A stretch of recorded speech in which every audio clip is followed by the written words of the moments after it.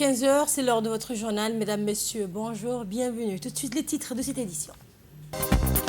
Le ministre des Affaires musulmanes poursuit ses visites d'inspection à Mina et à Rafah dans le cadre des préparatifs du grand pèlerinage.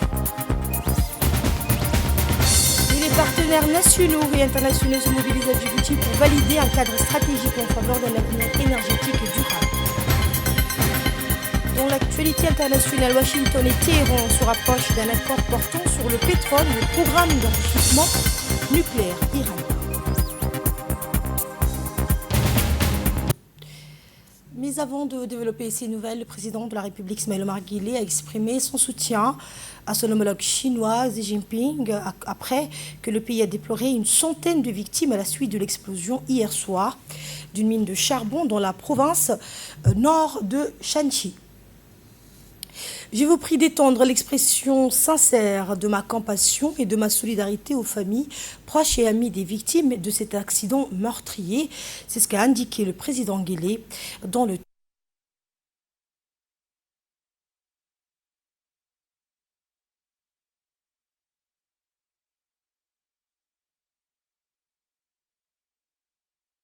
à moi pour manifester, le peuple et le gouvernement de Djibouti se joignent à moi pour manifester leur sympathie à la nation amie chinoise dans l'épreuve difficile de cette tragédie, a écrit le chef de l'État dans le même document. Je forme également le vœu d'un prompt rétablissement aux blessés de cet accident, a ajouté le président de la République, réaffirmant sa foi en la capacité de la République populaire de Chine à surmonter rapidement les conséquences de ce drame.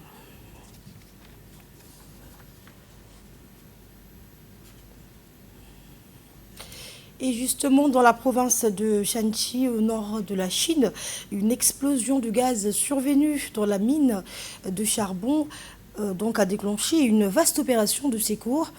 Plusieurs centaines de mineurs se trouvaient sur le site au moment de l'accident qui a fait des blessés et des disparus, actuellement pris en charge ou recherchés dans des conditions difficiles. Pékin a appelé à intensifier les efforts de sauvetage et une enquête a été ouverte pour déterminer les causes de l'explosion et renforcer la sécurité dans les mines. Le ministre des Affaires musulmanes à la rencontre des pèlerins djiboutiens dans le cadre des préparatifs du Hajj. Le ministre des Affaires musulmanes et des Biens Warf a rencontré hier les pèlerins djiboutiens résidant à la Mecque.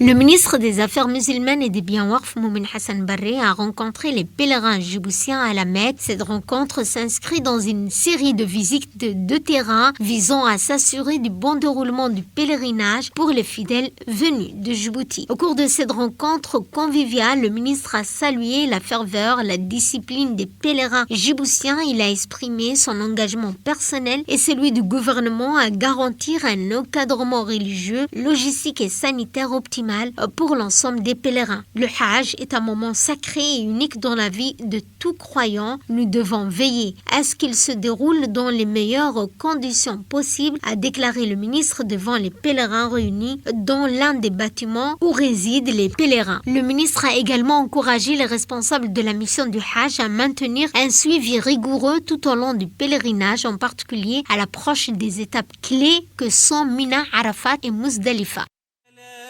شريك لك لبيك إن الحمد والنعمة لك والملك لا شريك لك لبيك اللهم لبيك لبيك لا شريك لك لبيك. Et lors de son allocution, le ministre a mis en avant les principales réalisations de son département dans le cadre de l'organisation du Hajj 2026.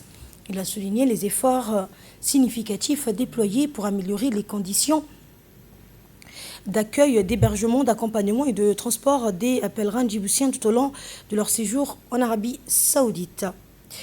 Eh bien, le ministre a particulièrement insisté sur l'intégration, l'intégration des nouvelles technologies et des outils numériques visant à moderniser la gestion du pèlerinage.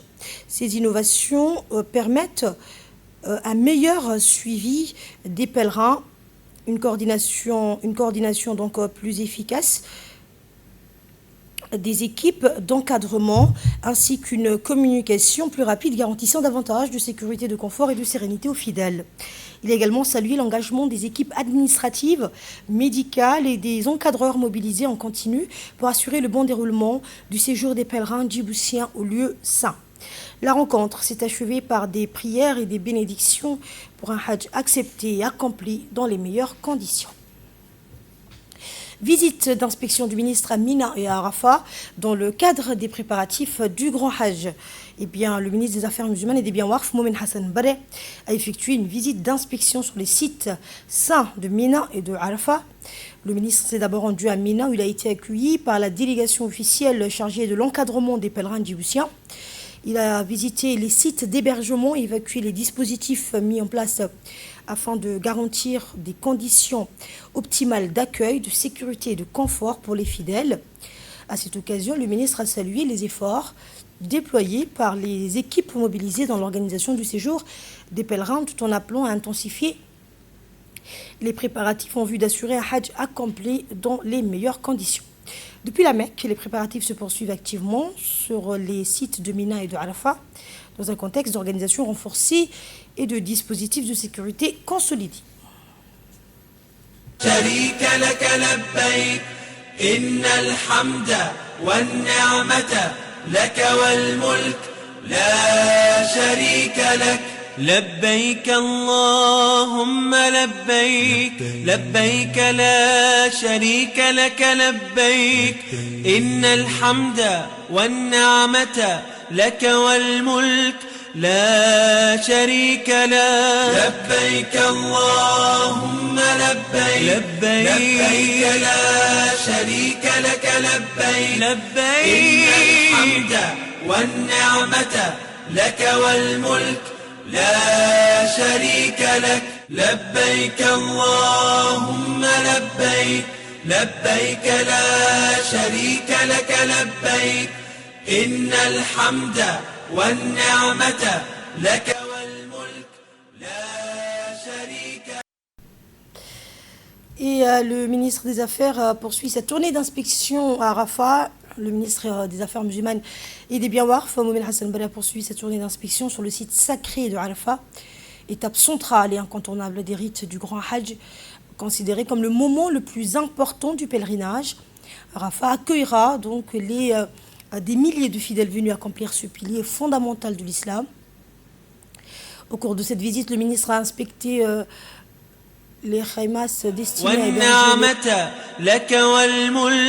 لا شريك له لبيك اللهم لبيك لبيك لا شريك لك لبيك لبيك إن الحمد والنعمة لك والملك لا شريك لك. Au cours de cette visite, donc, le ministre a inspecté les khaymas destinés à héberger les pèlerins djiboutiens. Il s'est assuré de إن الحمد والنعمة لك والملك.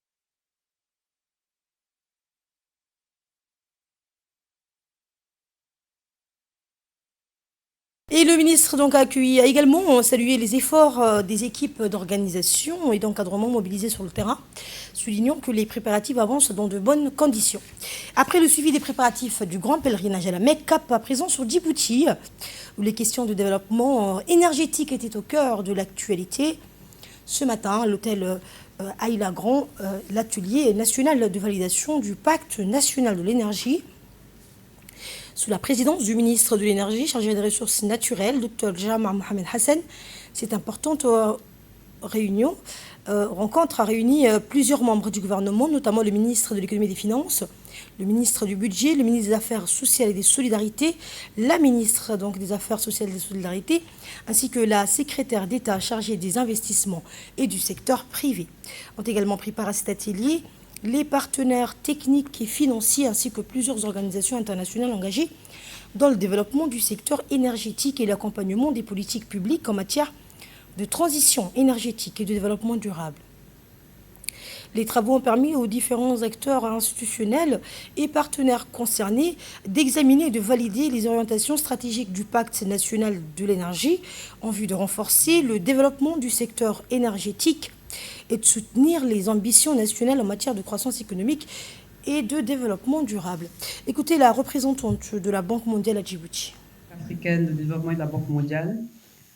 Et nous espérons que sa présentation officielle sur la scène internationale lors de l'Africa Energy Forum le 18 juin prochain à Cape Town pourra mobiliser davantage de partenaires et bien entendu de financement. Cela a été présenté par mon prédécesseur. Le pacte est vraiment un document stratégique ambitieux, ancré dans les réalités du pays, ancré dans les défis que nous connaissons, mais structuré autour de 5 piliers. Ils ont été présentés, mais j'aimerais revenir sur ces 5 piliers parce qu'ils sont vraiment importants. Le premier pilier, la réforme tarifaire progressive et équitable, avec pour objectif de ramener le tarif moyen de l'électricité à moins de 25 cents de dollars d'ici 2030, tout en protégeant bien entendu les ménages les plus vulnérables. L'accès universel à l'électricité d'ici 2035. Un renforcement massif des infrastructures de transport et de distribution. La modernisation du réseau moyen et de basse tension et la réduction des pertes techniques et commerciales. Dans son allocution, le ministre du Budget a donc réaffirmé l'engagement du gouvernement à soutenir les réformes ainsi que les mécanismes de financement nécessaires à la mise en œuvre efficace du Pacte national de l'énergie. On l'écoute. En tant que ministre du Budget, je voudrais ici confirmer que cette transformation ne peut se faire sans une mobilisation rigoureuse des ressources publiques. Notre engagement est donc triple. Je dis bien, notre engagement est donc triple. Investir dans les infrastructures énergétiques. Nous devons moderniser et étendre nos capacités de production et de distribution afin d'assurer une énergie fiable pour les ménages et les entreprises. Nous devons soutenir la transition vers les énergies renouvelables. Les investissements dans le solaire, l'éolien et la géothermie constituent donc une priorité nationale. Ils permettront de réduire notre dépendance et de stabiliser le coût de l'énergie. Mobiliser des financements auprès des partenaires, mais auprès aussi des Djiboutiens. Le gouvernement a déjà démontré sa volonté d'ouvrir le secteur aux investisseurs et aux partenaires stratégiques afin d'accélérer les projets énergétiques durables. Et pour ce faire, il s'engage à assainir les relations financières entre les DD et l'État. Nous ne voulons plus être un mauvais payeur. L'État ne sera plus un mauvais payeur. Mesdames et messieurs, l'énergie est une condition essentielle au développement économique et social. Et notre objectif, le nôtre, est simple, garantir une énergie accessible, abordable et durable pour tous en zone urbaine comme en zone rurale. Voie équité. Et prenons la parole à son tour. Le ministre de l'économie et des finances a souligné l'importance stratégique du pacte national de l'énergie dans le renforcement de la croissance économique et l'amélioration des conditions de vie des populations. On l'écoute. Mesdames et messieurs, l'énergie n'est plus un simple secteur technique comme il a été pendant longtemps, mais constitue désormais le cœur même de la transformation structurelle de Djibouti.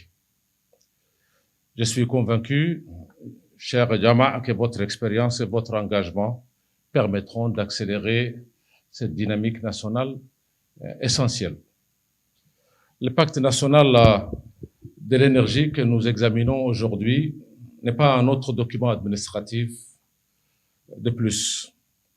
Il présente une réforme économique majeure, un contrat collectif de transformation et une feuille de route nationale pour bâtir un système énergétique moderne, souverain, inclusif et durable. Ce pacte, pleinement aligné à la vision de 2035 de Djibouti, mais également en parfaite harmonie avec notre plan national de développement, la troisième génération, appelée ADEG, mais aussi avec nos engagements climatiques internationaux sur la mitigation. Le PND ADEG considère clairement l'énergie comme un facteur fondamental de la diversification économique, de l'industrialisation, de la compétitivité et de la résilience de Djibouti. Notre ambition nationale est simple et claire, passer progressivement d'une économie d'intermédiation à une économie de production, à une économie de production à forte valeur ajoutée, mais aussi de création d'emplois. Mais cette ambition ne pourra jamais être pleinement réalisée si les coûts de l'électricité demeurent élevés, si l'accès reste inégalitaire, ça a été dit, et si nos capacités énergétiques ne suivent pas le besoin de transformation économique de notre pays. Et de son côté, le ministre de l'Énergie, chargé des ressources naturelles, a rappelé l'importance d'un accès équitable et inclusif à l'énergie, en particulier pour les populations les plus vulnérables, soulignant le rôle central de l'énergie dans le développement social et le bien-être des citoyens. Je propose de l'écouter. Et fondateur. Il s'agit de valider le Pacte national de l'énergie, un document stratégique qui engage notre pays sur la voie d'une énergie accessible à tous, fiable, propre et abordable. C'est un acte de souveraineté pour notre pays, c'est un acte de responsabilité envers nos concitoyens et un acte d'ambition pour l'avenir, pour notre avenir commun. Les défis à relever sont importants. Comme on l'a vu dans la présentation, 30% de nos concitoyens n'ont toujours pas accès à l'électricité, avec des disparités territoriales criantes. Le taux d'électrification en milieu rural avoisine les 18%. C'est très faible. Plus de 60% de nos ménages dépendent encore de la biomasse traditionnelle pour cuisiner, avec des conséquences graves sur l'environnement et sur la santé, en particulier celle des mères et des enfants. Cette réalité, nous interpelle et nous impose l'urgence. C'est précisément pour y répondre que le Pacte national de l'énergie a été conçu. Mesdames, Messieurs, le Pacte national de l'énergie est bien plus qu'un document de planification. C'est le contrat que notre gouvernement passe avec la nation djiboutienne. Il est le fruit d'un processus inclusif et participatif incluant les ministères sectoriels, les opérateurs publics, le secteur privé, la société civile et nos partenaires au développement. Il s'inscrit pleinement dans la vision Djibouti 2035, le plan national de développement durable 2025-2030, la politique nationale de l'énergie 2024-2040 et l'objectif de développement durable numéro 7.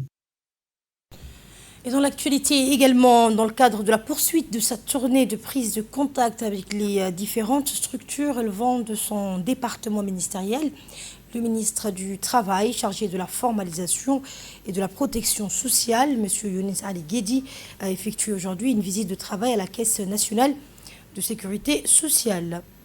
Le ministre était accompagné du secrétaire général du ministère, Abdallah Ali Mohamed, ainsi que du conseiller principal du ministre, Khadir Omar Khalileh.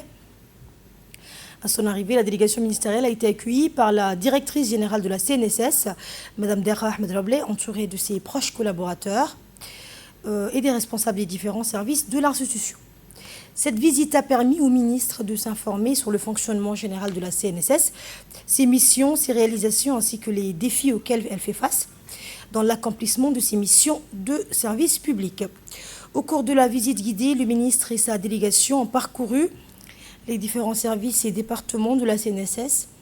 Des explications détaillées leur ont été fournies sur l'organisme, sur l'organisation interne, les procédures de traitement des dossiers des assurés ainsi que les prestations offertes aux bénéficiaires.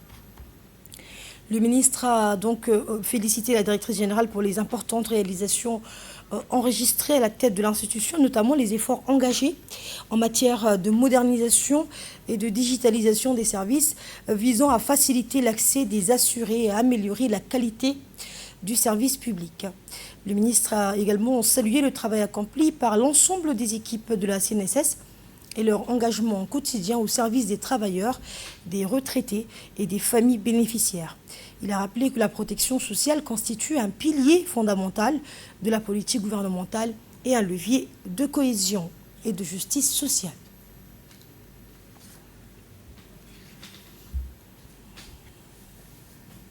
Le conseil régional de Tadjoura a organisé ce matin une cérémonie de pot de départ en l'honneur du président du conseil régional de Tadjoura, Omar Hussein Omar, récemment nommé ministre délégué chargé de la décentralisation. Cette cérémonie officielle s'est déroulée en présence du préfet de Tadjoura, Mohamed Ahmed Abbas, du colonel-major Ali Shahem, ainsi que de plusieurs responsables administratifs, militaires, élus locaux et représentants de la société civile de la région.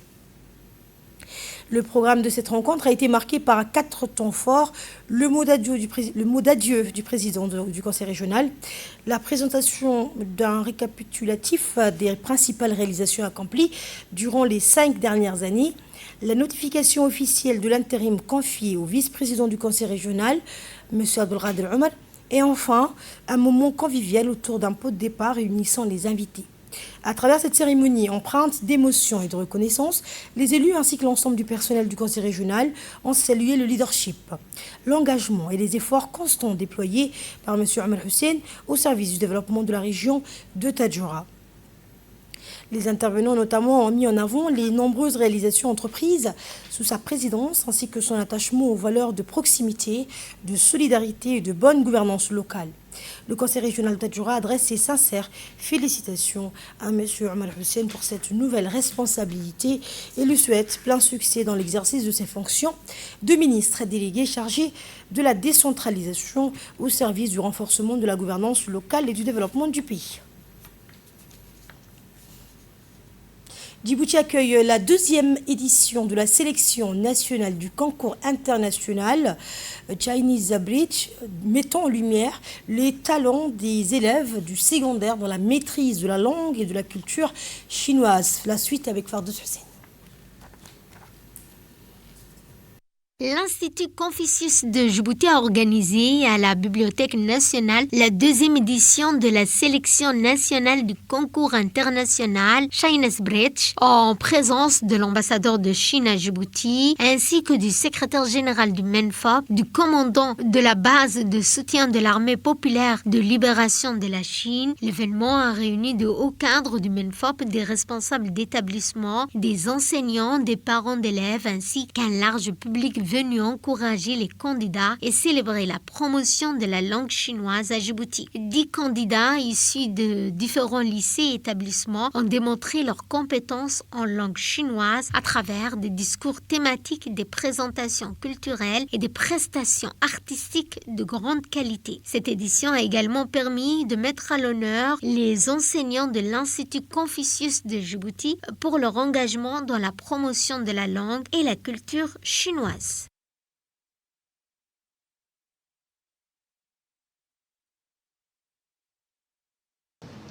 Aujourd'hui, nous avons l'honneur de vous accueillir pour la 2e édition du concours de maîtrise du chinois Pont vers la Chine, destiné aux élèves étrangers du secondaire. Cet événement est non seulement une vitrine des progrès en langue chinoise, mais aussi une formidable opportunité de dialogue culturel, de renforcement des liens d'amitié entre les peuples et de célébration de l'esprit remarquable de la jeunesse. L'année dernière, Djibouti a organisé pour la première fois la sélection nationale de ce concours et a envoyé un candidat participer à la finale de ce prestigieux concours international où notre pays a obtenu des résultats remarquables. Notre candidate, Amiri, s'est distinguée par une prestation exceptionnelle en intégrant le top 6 en Afrique ainsi que le top 30 au niveau mondial.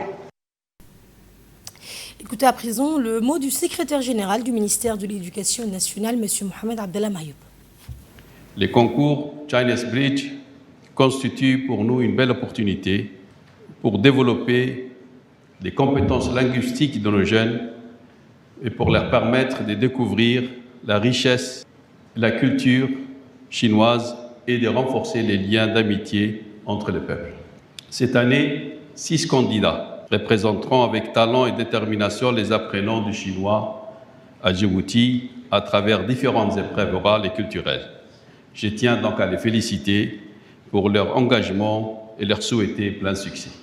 Je voudrais ici souligner un point très important.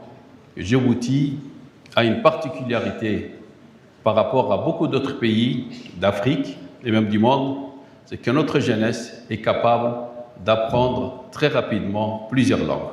Nous parlons l'anglais, nous parlons l'arabe, nous commençons à parler le chinois, nous parlons aussi le turc, et nous parlons aussi d'autres langues, l'espagnol, le russe. Donc, le jeune Djiboutien a cette capacité de pouvoir parler toutes les langues et je pense que c'est une opportunité que nous, au ministère de l'Éducation nationale, nous avons compris, en particulier son Excellence, Monsieur le Ministre, s'engage de manière indéfectible à promouvoir et à développer ses compétences.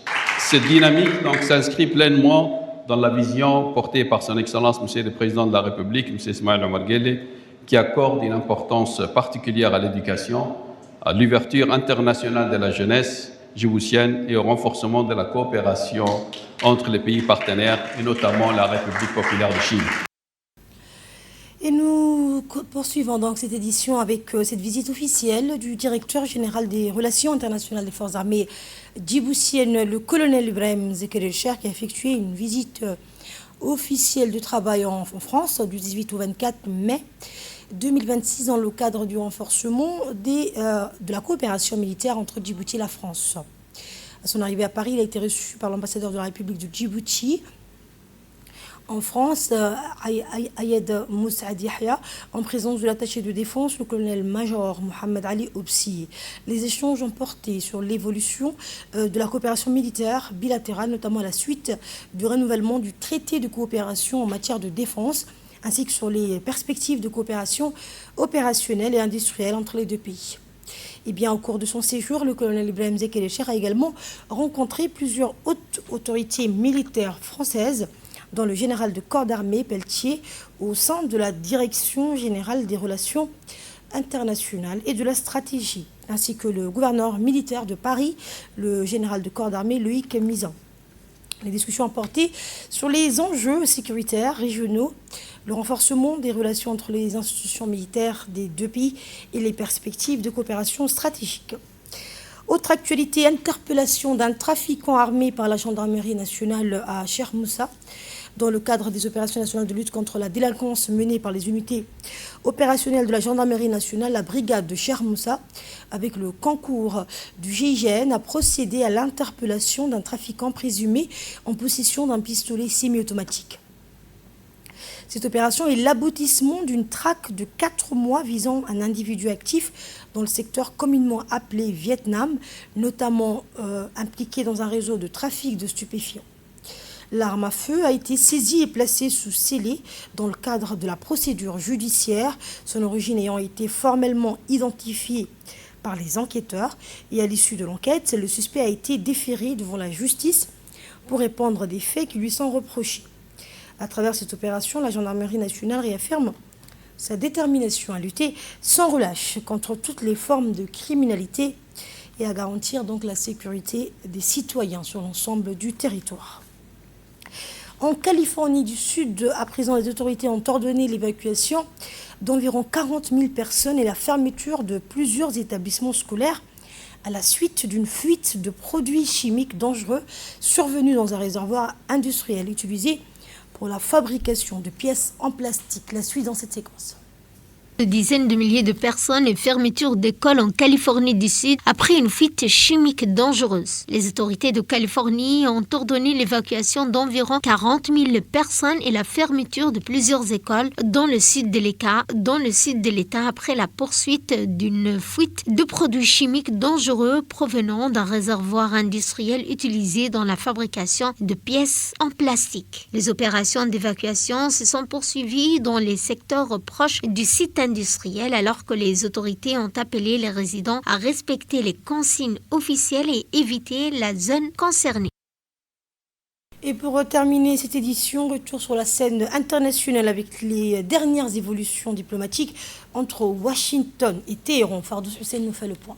Washington et Téhéran se rapprochent d'un accord portant sur le pétrole et l'enrichissement nucléaire. Le texte prévoit l'autorisation pour l'Iran de reprendre librement ses exportations de pétrole en contrepartie de la poursuite des discussions visant à parvenir à un accord plus large concernant le programme nucléaire iranien et les activités d'enrichissement. D'après les informations relayées, Washington envisagerait d'alléger certaines restrictions imposées aux ports iraniens et d'accorder des exemptions ciblées aux sanctions durant la période de désescalade. En parallèle, Téhéran aurait exprimé sa disposition à prendre des engagements relatifs à la nature de son programme nucléaire et à l'avenir de ses stocks d'uranium hautement enrichi. Et c'est la fin de ce journal. Merci à vous de l'avoir suivi.